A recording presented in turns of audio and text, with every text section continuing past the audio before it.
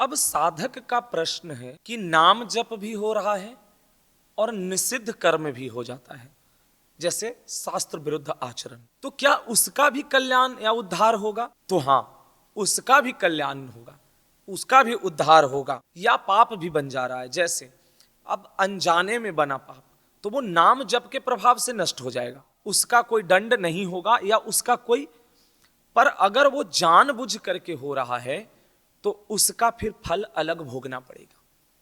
नाम जप का प्रकाश तो है, नाम जप का जो दिव्यता है, नाम जप का महिमा है, वो अलग से तो काम करेगा अपना, पर पाप का अलग मिलेगा, उसका फल भोगना पड़ेगा। जैसे हर कर्म का फल होता है, जैसे हम अगर पुण्य करते हैं तो भी हमको पुण्य को हमको भोगना पड़ेगा, चाहे वो सुख में, पाप का भी हमको वैसे ही। तो हर कर्म का कुछ न कुछ फल है, या दोनों से मुक्त जब हो गए, हम प्रभु को प्राप्त हो गए, भगवत प्राप्ति हो गई, तो हमारा फिर दोनों से मुक्ति हो गया, फिर पुण्य और पाप दोनों नहीं रह जाते।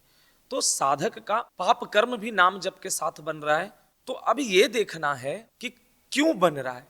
कहीं ना कहीं भगवान के प्रति जो हमारा है वो अभी आसक्ति नहीं है, भगवान की पाने की जो अभी लालसा है, भगवान की पाने की जो अभी जिज्ञासा है, वो हमारा कहीं ना कहीं, और तीव्रता कहीं ना कहीं कम है।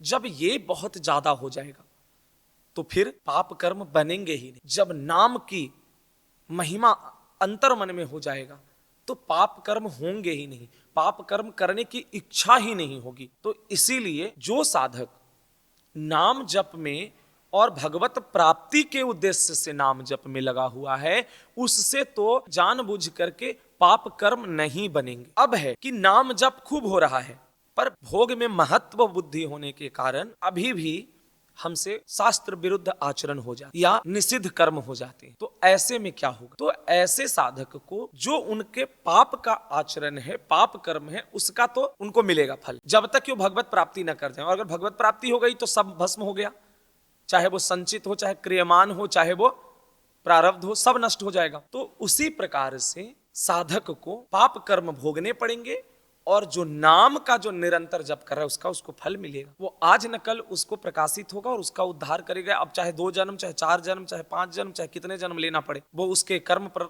निर्भर करेगा। तो इसीलिए नाम जप के साथ अगर किसी से भी कोई अनजाने में पाप बन रहा है तो चिंता की बात नहीं है, पर जानबूझ के हो रहा है तो कहीं ना कहीं उसे समझने की जरूरत है। नाम के प्रति और श्रद्धा, और भगवान को पाने के प्रति और अपने आप को हृदय में आर्त भाव लाना होगा, अपनी तत्परता को बढ़ानी होगी, अपनी जिज्ञासा को बढ़ानी होगी, तब जाकर के ये पाप कर्म अपने आप नहीं हो। क्योंकि जो हृदय से नाम जापक है, जो आर्त भाव से प्रभु में लगा हुआ है, उससे कभी भी पाप कर्म नहीं बनता।